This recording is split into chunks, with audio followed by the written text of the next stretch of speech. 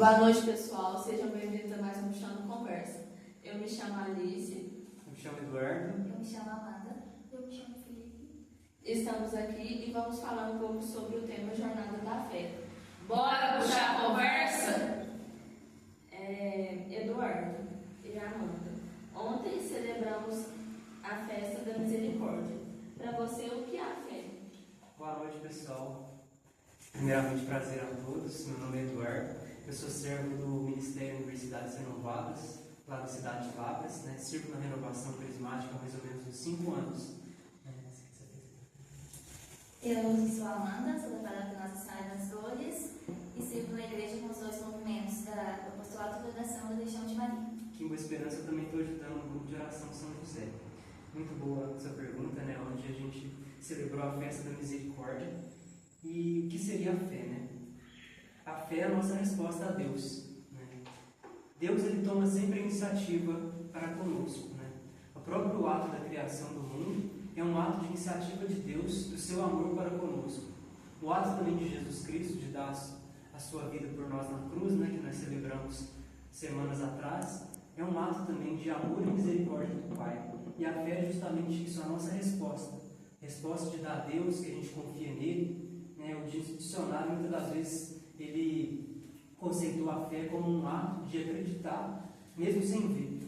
Nós acreditamos, mesmo não tendo Jesus, né, fisicamente como tinham os apóstolos, a gente tem ele na Eucaristia, né, que é uma presença física, mas não uma presença constante como tinham os apóstolos.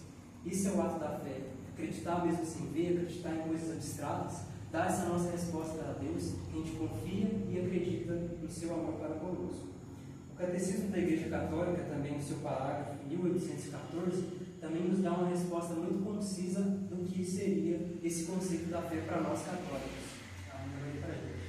A fé é a virtude teologal pela qual cremos em Deus e em tudo que nos disse e revelou, e que a Santa Igreja nos propõe para crer, porque Ele é a própria verdade.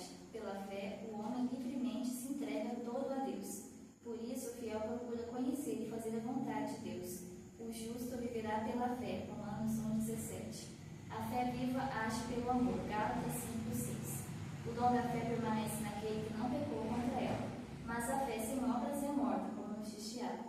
Se não for acompanhada pela esperança e pelo amor, a fé não une plenamente o fiel a Cristo e não faz nem membro vivo de seu corpo. O discípulo de Cristo não deve apenas guardar a fé e nela viver, mas deve também professá-la, testemunhá-la com firmeza e difundê-la. Todos devem estar prontos a confessar Cristo perante os homens e segui-lo no caminho da cruz, entre perseguições que nunca faltam na igreja. O serviço e o testemunho da fé são requisitos da salvação. Todo aquele, pois, que se declarar por mim diante dos homens, também eu me declararei por ele diante do meu Pai que está nos céus. Aquele, porém, que me renegar diante dos homens, também eu me negarei diante do meu Pai que está nos céus. Mateus 10, 32 a 33. Muito bacana essa conceituação do catecismo, né? Que é a base da nossa fé. Então, né, nos diz aqui que a fé, mesmo, ela tem que ter algumas obras, né? Senão ela é morta. Que a gente não deve, né, renegar Jesus na frente dos outros, mesmo naquele ambiente escolar, que muitas das vezes a gente é ridicularizado, né? Muitas das vezes. A gente sempre sofre uma perseguição, um cancelamento virtual. E a fé é isso, é perseverar e mostrar o que nós acreditamos em Jesus Cristo, nosso Rei e Salvador. A fé, principalmente a questão da festa da misericórdia, é crer nessa misericórdia abrangente de Deus, que não se resumiu, ele foi muito abrangente, ele quis dar por todo, e Deus poderia nos salvar apenas com uma gotinha do seu sangue. Para ele não é suficiente, Deus não é mesquinho no amor, então ele se derramou todo em amor por nós. E a fé é crer nisso e amar o nosso Senhor com boas obras, né, obedecendo aos seus testemunhos e servindo a igreja com muita fidelidade e amor. E para vocês, o que a fé é capaz de fazer? Gostaria até de ter uma passagem com relação a isso. Muitas das vezes a gente tem aquela máxima de que a fé move montanhas, e isso é bíblico, né? Isso está lá no Evangelho de Marcos. Isso.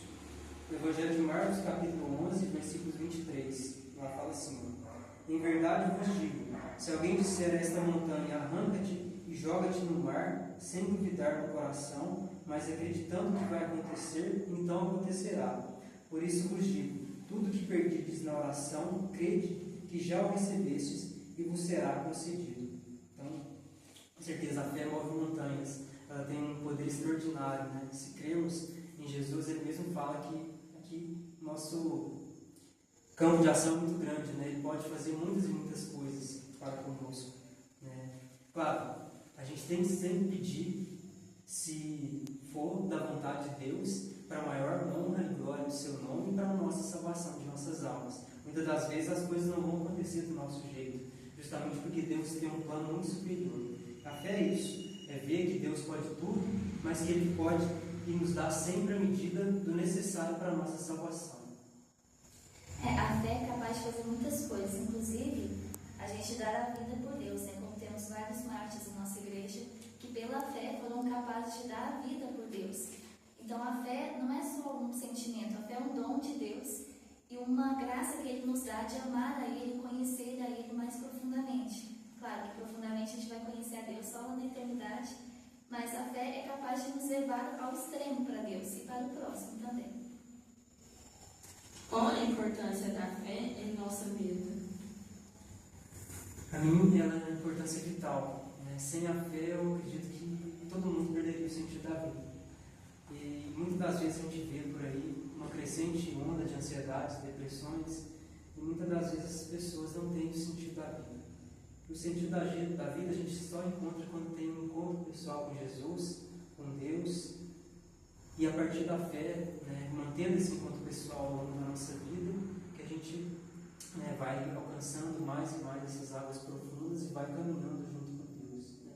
A fé para mim é o sentido, né? Sem a fé, eu acho que essa vida aqui seria uma piada de mau gosto, né? Sem uma força maior que rege tudo, que é tão maravilhoso e misericordioso. A gente olha para o mundo e vê o mundo na tamanha perfeição, né? A gente vê que 1 milímetro do que acontecesse, né, diferente do que é, poderia destruir tudo, né? Tem uma mente muito maravilhosa, é perfeita por trás disso, e com certeza essa fé nesse Deus é o que move a minha vida e é o que vai mover a sua também, que pode estar aí nos sintomas de depressão, ansiedade, sem sentido na sua vida. Tenha fé em Deus, procure esse encontro pessoal com Deus e com certeza vai mudar a sua vida como mudou a minha. Em questão disso, a fé para mim também é tudo, né? Porque se não fosse a fé, eu não estaria aqui e Deus sabe o que poderia ter acontecido na minha vida se eu não tivesse a minha fé. Então a fé, como diz não lembro qual capítulo de Mateus, que Deus fala para não se preocupar com a ansiedade, se preocupar com amanhã. Cada dia tem a sua preocupação. Então a fé é acreditar, olha, eu estou sem emprego, por exemplo, hoje, mas amanhã Deus vai providenciar amanhã, eu tenho o pão de hoje. Isso é o que importa, não nos cede. O pão nosso de cada dia nos dá hoje. A fé é confiar que o amanhã vai ser melhor, amanhã Deus vai ter. Se não tiver o melhor, foi porque é a vontade dele. Então a fé é acreditar e se conformar também com a vontade de Deus. Eduardo, fale um pouco sobre sua fé. Quem te ensinou o caminho da igreja? Você sempre foi da religião católica? Eu sempre fui católica por tradição de família, graças a Deus eu nasci no berço católico. Assim, a minha caminhada de fé, ela teve vários estágios, vários degraus, mas para resumir, na minha infância, Nossa Senhora sempre me quis perto dela, eu fui coordenadora da capelinha da Mãe Rainha, em Mirim. Então era uma forma de Nossa Senhora me querer perto dela. E me afastei um pouco, infelizmente, na adolescência, mas aí quando eu voltei, eu senti, e ao mesmo tempo foi rezando Deus na misericórdia, às 3 horas na Canção Nova. Aquilo, por mais que eu não entendesse muito bem o que era aquele terço, a profundidade, eu fazia questão de rezar. E tinha até aquele pensamento, se eu não rezar hoje para dormir, Deus vai ficar triste comigo. Então tinha aquela inocência, né, e isso foi me fazendo aprofundar mais, querer conhecer a fé, querer saber aquilo que eu professo, né? Aí teve a crisma, e depois, pouco tempo disso, teve a consagração à Nossa Senhora, e aí eu fui aprofundando mais a minha vida de fé, até chegar hoje, né? Claro que eu ainda não estou num nível muito bom, eu tenho que progredir cada vez mais, né? E é isso. Minha caminhada de fé, né, graças a Deus também eu fui de berço católico, né, sempre fui à missa do domingo, mas eu confesso que muitas das vezes quando eu era mais pequeno eu ia mais por obrigação, né, minha família obrigava. Eu passei por um estágio também tipo de ovelha negra, né? Quando eu entrei na faculdade, né, eu ia muito para as festas, né, ia muito para a vida de pecado do mundo. Né?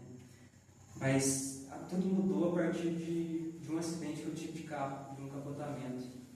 Deus me falou ali que, com certeza, Ele tinha um plano maior para a minha vida. Né? Ele me deu uma segunda chance, porque o risco de eu morrer naquele acidente era muito grande. Né? Até a pessoa que pegou o guincho do carro, né, foi perto de 3 pontas, ela perguntou quem que tinha morrido no acidente. E graças a Deus eu e meu tio estamos vivos aqui hoje, para a honra e glória de Deus. E a partir daquele momento eu vi que tinha uma coisa diferente de Deus para mim. Né? Por que eu não morri naquilo? Por que Deus me deu uma segunda chance?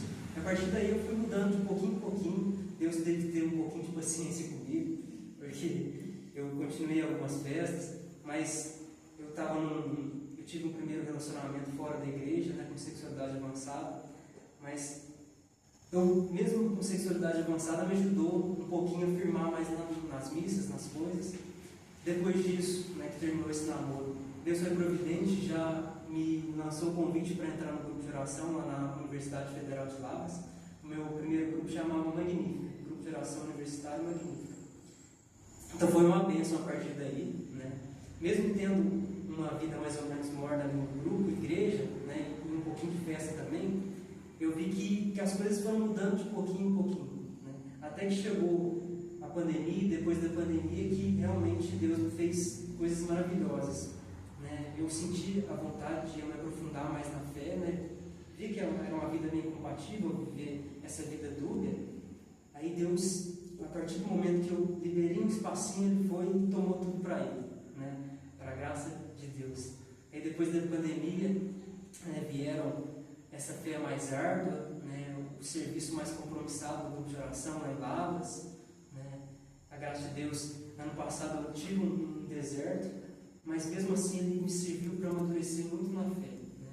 E depois disso, graças a Deus, eu estou aqui no namoro santo, e com certeza a partir desse pequeno abertura que eu dei para Deus, Ele transformou totalmente. E com certeza eu posso dizer para vocês que a vida que eu vivo agora é infinitamente melhor do que a que eu vivia, por exemplo, nas festas. Nas festas eu tinha, por exemplo, quando eu bebia demais, eu fazia as coisas erradas, eu tinha um prazer momentâneo, que é o pecado.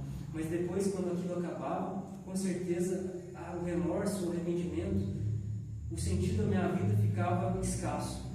Com certeza aqui eu tenho sentido da minha vida. Nesse seguimento a Deus, eu encontrei a minha verdadeira vocação, né, de servir a Deus através do meu namoro, do futuro matrimônio, se Deus quiser. Né?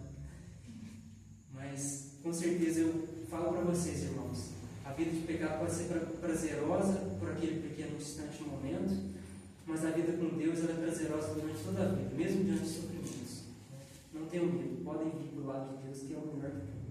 Com certeza. Não tem medo. Para vocês, como que é viver na fé? Viver na fé é realmente buscar aquilo que a fé nos pede, né? O mínimo que um católico deve fazer é a missa aos domingos, rezar o texto, procurar entender o catecismo, ler a Bíblia, a vida dos santos, a doutrina da igreja. Vivenciar a fé a ponto de querer viver por isso, né? Viver a fé, viver na fé, pela fé. Não tem como separar a minha vida da fé, porque eu vivo isso, eu sou a minha fé. Eu sou a Amanda no trabalho, a Amanda que no trabalho, secretária, mas ela tem a fé dela, ela continua com a fé dela, ela não deixa a fé na igreja e vai para o trabalho. Mesma coisa no namoro, tem a fé no namoro, na minha família, aqui com vocês. Então eu não divido a minha vida assim, eu sempre foco ela na fé, buscando viver aquilo que está na minha hora de viver, na hora do trabalho, mas eu não vou deixar a fé de lado, eu procuro sempre fazer as duas em conjunto, manter as duas unidas.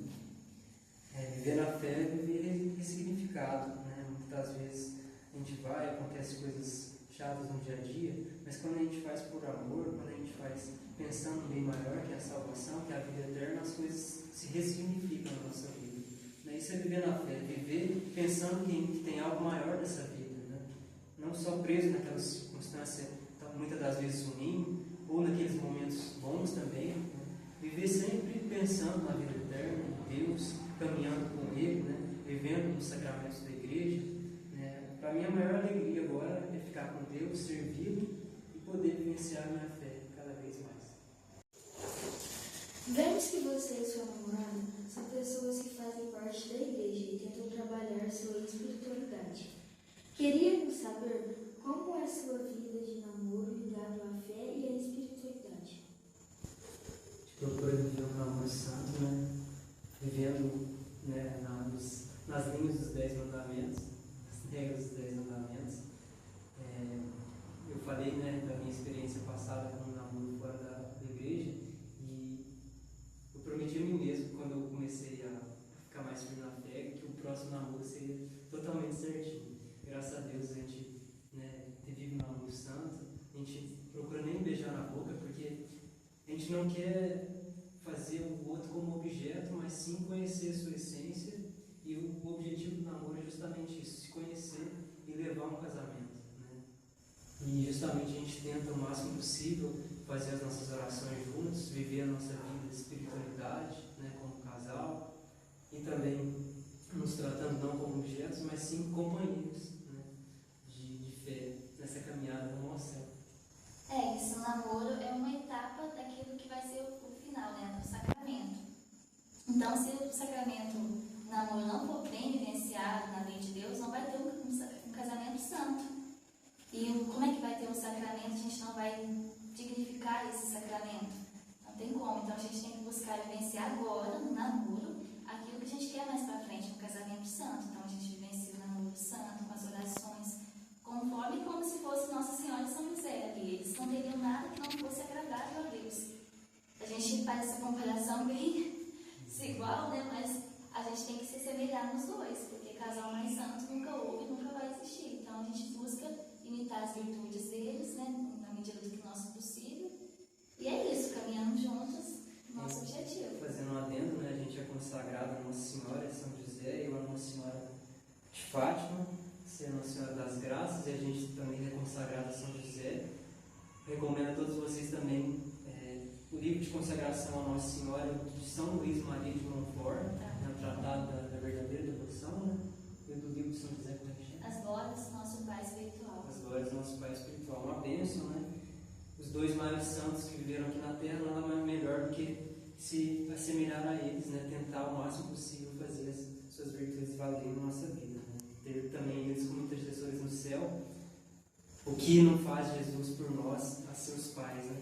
Por meio de seus pais. Então, com certeza, fica a dica aí para vocês conhecerem mais, né? Nossa Senhora é muito conhecida e venerada já, graças a Deus. São José é um pouco menos, né? Mas recomendamos a vocês essas devoções aí ao casal mais santo que existiu na Terra. Quais são os 3 pilares da fé católica? Os 3 pilares da fé católica, né, são justamente a Sagrada Escritura, e aqui no Catecismo a gente vê as representações das outras duas, que é a Sagrada Tradição, né, e o Sagrado Magistério. Os protestantes, né, eles fazem levam ao pé da letra somente a Bíblia, né, eles têm a contexto da sola Escritura, né, mas muitas vezes a própria Bíblia refuta isso. Está lá na segunda carta dos Tessalonicenses, capítulo 2, versículo 15. São Paulo fala assim, portanto, irmãos, ficais firmes e guardai cuidadosamente os ensinamentos que vos são transmitidos, de viva voz ou por carta. Ou seja, São Paulo está falando aqui que um dos fundamentos da fé é justamente a tradição oral, né? Muitas das vezes naquela época não existia, muitas pessoas não sabiam nem escrever. Então nós acreditamos firmemente na nossa doutrina católica, os 3 pilares da nossa fé, tanto a Sagrada Escritura, quanto também o Sagrado Magistério, composto pelo Papa, bispos e toda a autoridade da Igreja, e também a tradição oral que foi passada pelos apóstolos e está aí até hoje. Os 3 pilares se resumem a isso, né? A tradição, o magistério e a escritura. Sobretudo, a tradição. Tem teólogos que dizem que até a tradição é mais forte do que a escritura, porque a escritura veio pela tradição. Então, são os 3 pilares essenciais da nossa fé, e sem ela, a nossa fé não seria o que ela é, né? Não seria tão completa e tão abrangente como Nosso Senhor quer que seja. Quem nos critica falando, onde está isso na Bíblia? Onde está isso na Bíblia? Né? Mas aí você fala para ele, você pode responder para ele, mas quem que conseguiu essa Bíblia para você? Foram os bispos da Igreja Católica que a traduziram, né, e que passaram toda a tradição oral desde lá de Jesus. Somente a nossa igreja tem a sucessão apostólica necessária para a autoridade de traduzir e repassar essas informações contidas aqui na nossa Bíblia Sagrada. Agora fale um pouco sobre a experiência que vocês tiveram no Retiro de Carnaval.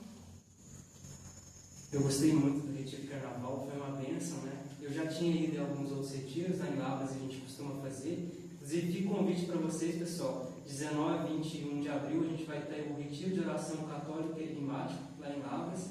O retiro que fala dos querigmas, né? Amor de Deus, pecado, salvação, fé e conversão, é o que a gente está falando aqui agora. Né? Mas eu e a Amanda vai sair do carro de Lavras. Quem quiser, coloca nos comentários aí se a gente chama para ir lá para Lavras e perdões depois. Mas o Retiro de Carnaval foi uma bênção, né? O de lá de Lavras costuma ter 2 dias, aqui teve 4 dias abençoados, cheios da graça de Deus. Foram pregadores muito ungidos, né, que falaram.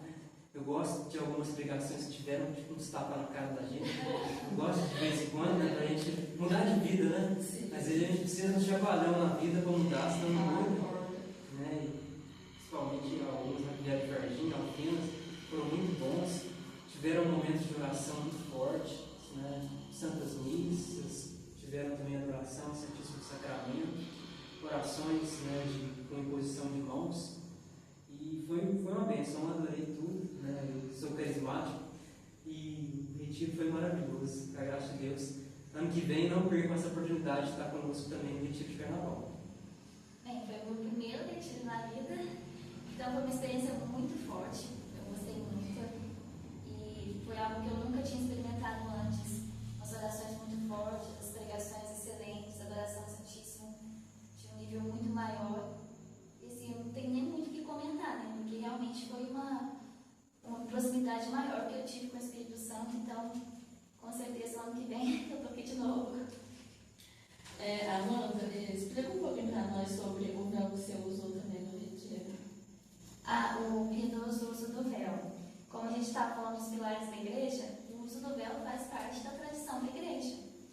Essa tradição, até o Concílio Vaticano II, o uso do véu era obrigatório para todas as mulheres. Depois do concílio, foi opcional, não foi mais obrigatório usar. E por ele ser opcional, ele acabou caindo no desuso. As pessoas acabam esquecendo, deixando para lá. Mas ele ainda é algo muito útil para a nossa vida. Assim, pode ser dispensável, mas eu não consigo mais assistir uma missa sem o uso do véu. Por quê? Ele se torna um sacramental e uma representação de Nossa Senhora. Tudo que é sagrado na igreja é coberto com véu. Você pode ver a âmbula, tudo é coberto com véu. E a igreja preserva muito as mulheres, então as mulheres também é sagrada, principalmente quando se usa para imitar Nossa Senhora. Nossa Senhora, ela usa o véu, você sempre vê ela com a cabeça coberta, em respeito. E também está em Coríntios, se eu não me engano, a primeira carta de Coríntios, capítulo 11, sobre o uso do véu, pedindo para as mulheres usarem o véu. Então, como ficou no Jesus, as mulheres pararam de usar e aí foi cada vez mais escasso. Só que a tradição é tão forte que ela acaba voltando. Então, muitas pessoas têm resgatado essa tradição. Eu comecei a usar depois que eu fiz a minha consagração à Nossa Senhora, em novembro de 2020, antes da pandemia. Não, foi antes da pandemia. Foi em novembro, né? Porque foi em novembro que eu comecei a usar. Porque eu procurando saber mais sobre Nossa Senhora, eu vi falando sobre a modéstia, isso me encantou, e eu vi falando do véu. Eu falei, por que não? Por que não pegar essa tradição tão linda da igreja e colocar? E quando a gente coloca o véu, a gente não presta mais atenção em nada ao nosso redor na missa. A gente fica ali focado. O véu nos ajuda a focar e nos lembrar do lugar que a gente está, que é sagrado. Então, para mim, o véu tem me ajudado muito na minha questão de espiritualidade. Eu gosto muito dessa tradição da igreja. Eu tenho o meu lado bem tradicional, eu amo a tradição da igreja, então tudo que vem da tradição, as devoções da igreja, eu procuro resgatar. Entendi. Quais são os desafios que vocês já viveram da fé de vocês? Os desafios da fé, acredito que para todo mundo são diários, né? A gente passa por situações, né, complicadas no dia a dia, altos e baixos, né? Às vezes a gente acorda com aquela vontade de não querer rezar. Muitas das vezes a gente acontece situações, né, que a gente fica meio mais frio, mais morno na fé. Mas a chave de tudo isso é a perseverança, né? Muitas das vezes eu também, como eu falei anteriormente, passei por um deserto ano passado, né? E vi que nesse deserto, uma chave, né? Muitas das vezes, às vezes, Deus, Ele, por misericórdia de nós mesmos, Ele deixa a gente um pouquinho no deserto, sem a falta dos consolos dele, para Ele nos dar a oportunidade de amadurecer, para Ele ver também a nossa fidelidade em perseverar na fé. E como perseverar nessa fé, né? Mesmo diante do vale e vem do dia a dia? O padre, né, Duarte Lara, que é um exorcista lá de Portugal, ele nos dá uma receitinha muito bacana para perseverar nessa fé. Deixa eu achar. Ele fala que é bom uma confissão mensal, né? Ele fala que é tipo uma lavagem da alma. Recomendo a vocês essa confissão mensal. Mesmo se não tiver pecados mortais, né? Se tiver pecados mortais, não comunguem, pessoal. A palavra fala que quem comunga em pecado mortal está comungando a sua própria condenação. Mas quem pega mortalmente tem que procurar confessionar o mais rápido possível.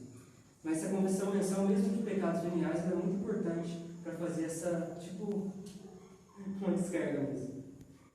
Também é muito importante fazer as orações diárias, como o terço, né, a leitura da Bíblia, a leitura orante. Muito importante também, né, participar da Santa Missa o mais possível, né? O mínimo do mínimo aos domingos, né, em festas santas, mas o quanto mais a gente puder, melhor, porque Jesus, no Santíssimo Sacramento, quando a gente entra em comunhão com Ele, né, na hóstia santa, a gente tem um gostinho do céu, né? Lá no céu a gente vai estar em totalmente comunhão com Jesus Cristo.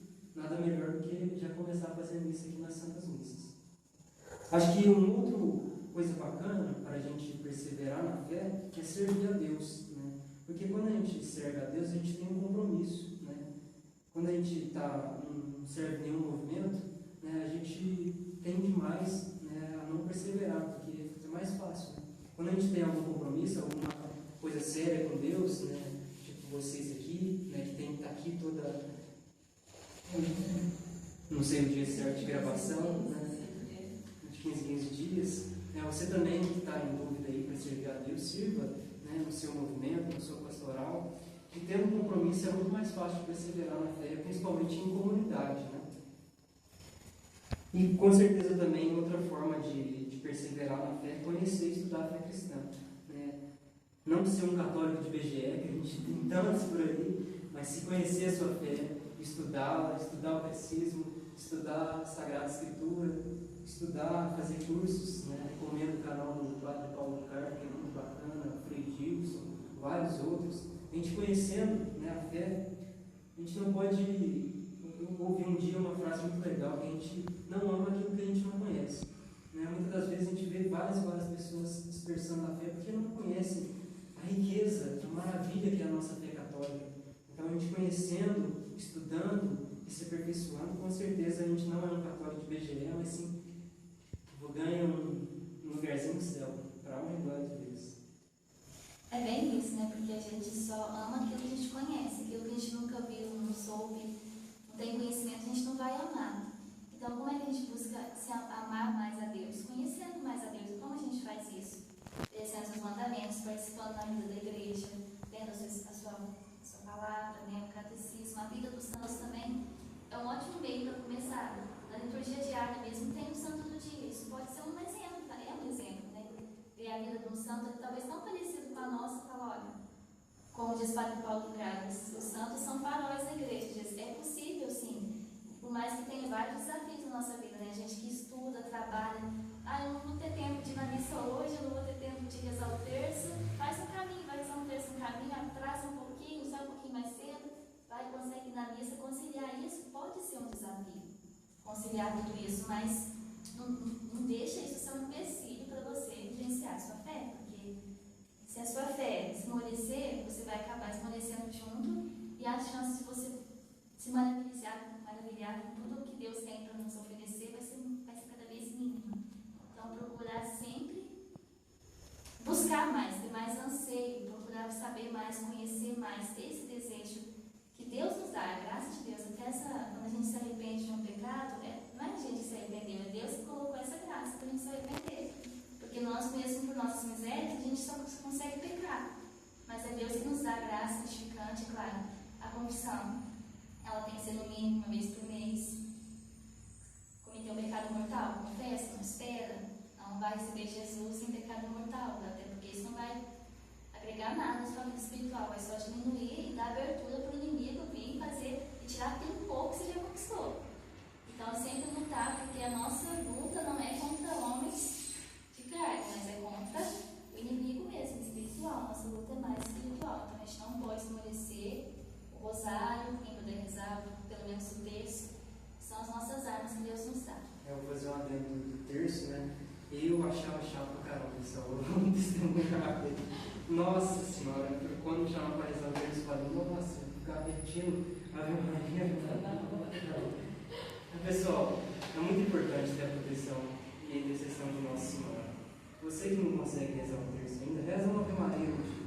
Vai criando uma rotina. Você vai vendo que ela vai, aos pouquinhos, se convencendo. Nossa Senhora vai colocando o manto em você e não vai ter. Depois de uma, você passa para uma dezena do terço. Fala, pega aquelas dezeninhas pequenininhas, reza uma dezena. E depois você vai sentir vontade de passar para mais. Porque não tem erro. Nossa Senhora é maravilhosa. Daqui a pouco você vai estar rezando terço, vai estar contemplando os mistérios. Às vezes, até daqui a pouco mesmo, você vai estar rezando o rosário de madrugada, frejos. O terço é uma arma tão poderosa que o padre exorcista, Gabriele, muito conhecido, em um exorcismo que ele estava várias horas tentando exorcizar aquela alma, que o demônio queria sair daquele corpo, ele já estava quase desistindo, indo embora para deixar a sessão para outro dia. Ele lembrou. Ele pegou um terço e colocou no pescoço da pessoa possessa. E na mesma hora a pessoa foi liberta daquilo, porque o terço ele é uma arma poderosíssima, não é para ficar só de enfeite no pescoço, no braço. Ele bem rezado, depois da Santa Missa, é a maior oração que a gente tem, é o Santo Terço. Depois da Santa Missa, não tem outra oração que agrade mais a Deus, que nos conceda mais méritos do que meditar a vida, a paixão e a ressurreição de nosso Senhor. Pelo seu ponto de vista, o que devemos fazer para não nos afastar do caminho da fé? Com certeza a gente teve algumas dicas anteriormente e eu retifico todas elas, né? Perseverar no caminho de Deus, né? Buscar os sacramentos da igreja, buscar conhecer mais a sua fé, buscar servir a Deus. Isso são caminhos, né? E se deixar ser moldado por Deus, né? De verdade, né? Quando a gente vai, tem essa primeira experiência e vai aprofundando na nossa fé, a gente é como se fosse um barro na mão do oleiro que é Deus. Ele vai nos mudando, vai nos moldando e vai nos transformando naquilo que nós somos, né, de acordo com a sua vontade, né? Aquilo que estamos chamados para viver. Então, tem até uma passagem com relação a isso, né? O barro sendo moldado pelo oleiro. Recomendo a vocês terem essa experiência, né? De deixar Deus tomar o controle das suas vidas, né? Dar essa oportunidade, assim como eu dei um pequeno espaço, né? Que a gente abre para Deus, Ele vai e arranca, né? Por exemplo, se a gente dá a fechadura da maçaneira para Deus, Ele vai, arromba a porta e vem e toma tudo para Ele, para a graça de Deus. Então você também tem essa experiência de deixar ser moldado por Deus, de ficar perto dEle, para que Ele possa te mostrar os seus caminhos, para aquilo que você foi chamado à vida aqui na Terra. Né? Com certeza. Também para a gente não se perder na fé, Deus nos deu um meio muito seguro para isso, que é a Nossa Senhora. Né? Então, uma vez num retiro da Legião de Maria que eu fui, eu gostei muito da pregação que fizeram, a comparação da mãe. Né? Um bebê, no berço da mãe, está sendo gerado ali, aí nasce, vai crescendo e vai se afastando da mãe. Na vida espiritual, a gente é o contrário, a gente já está assim, a gente vai voltando àquela infância, aquela dependência de Deus, até ficar completamente dentro de Deus, a voltar. E a gente volta com tudo com Nossa Senhora, porque ela nunca se perde um cristão que é muito devoto. O católico que é muito devoto de Nossa Senhora dificilmente vai se perder, porque ela é a nossa intercessora maior, né? Jesus é o nosso mediador, mas depois dele não tem outra pessoa que possa nos levar para Deus, nos manter no caminho. É claro, não é por mágica, um amuleto que a gente vai pegar Nossa Senhora, a gente tem que fazer a nossa parte. A vida sacramental, a vida na igreja, a vivência dos mandamentos, a comunhão, confissão, comunhão, sempre manter sempre naquele ritmo, né? Não deixar esfriar a fé, não deixar esmorecer, procurar ter conhecimento, ter uma devoção mais forte à Nossa Senhora, principalmente a Eucaristia, a adoração também, é muito importante fazer adoração. A vivência na comunidade, na igreja também é muito importante, a gente não se isolar, né? No nosso mundinho, a gente tem a convivência na igreja com os irmãos, né? Que é a igreja. Isso é muito importante para a gente iniciar a nossa fé e aumentar cada vez mais ela, né? Não deixar ela diminuir. Acho que um dos pilares também para a gente conhecer a fé é conhecer aquilo que Deus propôs para nós através da nossa vocação. Né? A gente vê muitas das vezes hoje um declínio de várias vocações sacerdotais, matrimoniais, muita gente falando que é ruim, né, ser padre ou casar, mas se a gente não procurar essa vocação, a gente não vai ser totalmente completo, né? Porque Deus tem um plano para nós. E isso vai depender da vocação na qual Ele já escolheu para nós. Não basta a gente descobrir. Por isso a gente tem que aprofundar na fé, né? Fazer tudo aquilo que a gente vem falando aqui, se ficar perto dele e conhecer, né? Rezar para ver se a gente tem a vocação, né, de ser sacerdote, né, para a honra e glória de Deus, algumas outras denominações, né, da ordem religiosa, né, ser freiras, ou também a vocação matrimonial. Uma chave para viver bem a sua fé é descobrir essa vocação e vivê-la plenamente, não ficar fugindo, né? Se você tem a vocação sacerdotal, matrimonial, não fuja dela, mas aceite e viva perto de Deus, com certeza você terá a plenitude da felicidade. A vocação é o caminho da santidade, né? Tipo, você santo servindo a Deus nessa vocação. Então é muito importante, tem aquela frase, vocação acertada, vida feliz. Você acertou sua vocação, você vai ter uma vida feliz. Mas muito mais além de viver os mandamentos, o que nos pede a igreja, uma vida de sacramento, não basta só isso. Você tem que se afastar daquilo que é ocasião de pecado para você. Aquilo que te puxa para o erro. Não adianta você ir na igreja todo dia, na missa, mas se você continua buscando algumas coisinhas que não vai te progredir. Então é importante também se afastar daquilo que te afasta de Deus. Isso é muito importante para vencer a fé também.